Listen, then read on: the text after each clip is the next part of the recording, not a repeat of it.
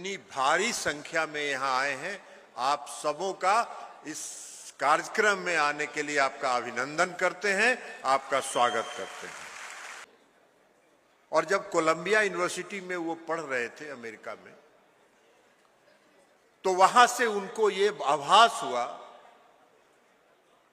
कि समाज में अनुसूचित जाति, महिला और जो हाशिए पर जो लोग हैं, जब तक उनका उत्थान नहीं होगा तब तक इस देश का निर्माण नहीं हो सकता है, स्वस्थ देश का निर्माण नहीं हो सकता। जब संविधान लिखा जा रहा था, उस समय बाबा साहब ने इन सारे प्रावधानों को संविधान में जोड़ने का काम किया। इसलिए आज हम बाबा साहब भीमराव अंबेडकर को का नमन करते हैं।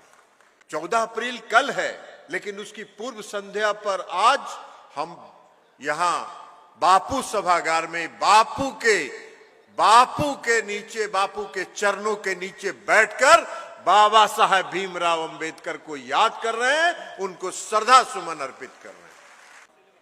और 2005 से, जिस दिन से वो बिहार के मुख्यमंत्री बने, नीतीश कुमार जी ने बाबा साहब भीमराव अंबेडकर के पद चिन्हों पर चल के समाज के हर तबके के साथ न्याय करने का काम उन्होंने किया है।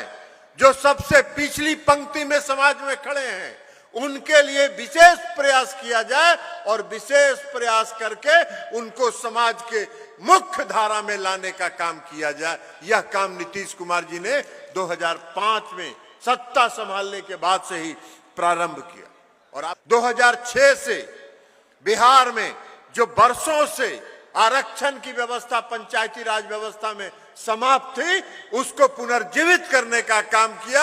अति पिछड़े वर्ग को, अनुसूचित जाति को और महिलाओं को आरक्षण देने के उन्होंने इसको काम को आगे बढ़ाने का काम किया। किसी भी समाज का उत्थान तब तक नहीं हो सकता है जब तक समाज की महिलाओं का उत्थान नहीं होता। अनुसूचित जाति को आरक्षण दिया, अति पिछड़े वर्ग को आरक्षण देने का काम किया, और आज उसका परिणाम है कि लाखों की संख्या में अनुसूचित जाति के लोग और महिलाएं समाज की मुख्य धारा में आई, समाज की मुख्य धारा के साथ जुड़ने का काम उन्होंने किया।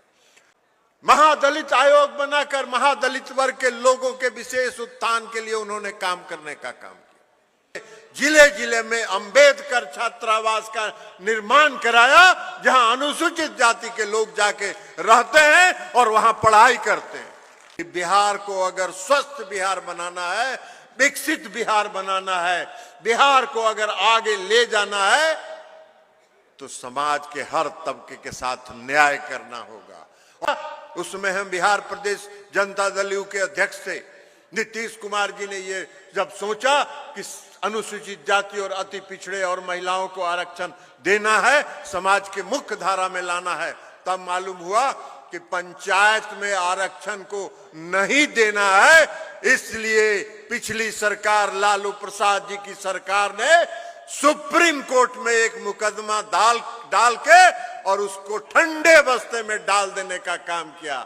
नीतीश कुमार जी ने कहा कि जहां संकल्प है, जहां इच्छा शक्ति है, वहां कोई रुकावट नहीं हो सकता है। और इसलिए नीतीश कुमार जी ने सुप्रीम कोर्ट से उसको वापस लिया और बिहार में नई आरक्षण व्यवस्था के साथ न्यायालय में सुप्रीम कोर्ट तक जीत हासिल किया। और जीत हासिल करने का परिणाम है कि पिछले 3 चुनाव से अनुसूचित जाति के, अति पिछड़े वर्ग के लोगों को और महिलाओं को आरक्षण की सुविधा मिल रही है। एक भीम संवाद के इस मंच से जो लोग आज जीभ लपलपा रहे हैं, जीभ लपलपा के बिहार में शासन करने का सपना देख रहे हैं, हम उनको चुनौती देते हैं। आप में अगर साहस है तो आप बताइए कि लालू प्रसाद जी के शासनकाल में आरक्षण व्यवस्था समाप्त थी कि नहीं थी, जिसको नीतीश कुमार जी ने पुनर्जीवित करने का काम किया कि नहीं किया। अगर साहस है तो इसका जवाब बिहार की जनता को दीजिए, और बिहार की जनता को जवाब दे दीजिएगा, तब बिहार की जनता से और इस बिहार के अनुसूचित जाति के लोगों से आपको वोट मांगने का अधिकार है। माता पिता ने 15 साल बिहार में शासन किया, तब अनुसूचित जाति का आरक्षण कहां गया था, किसने खाया, इसका हिसाब दो, तब बिहार में वोट मांगने का काम करो।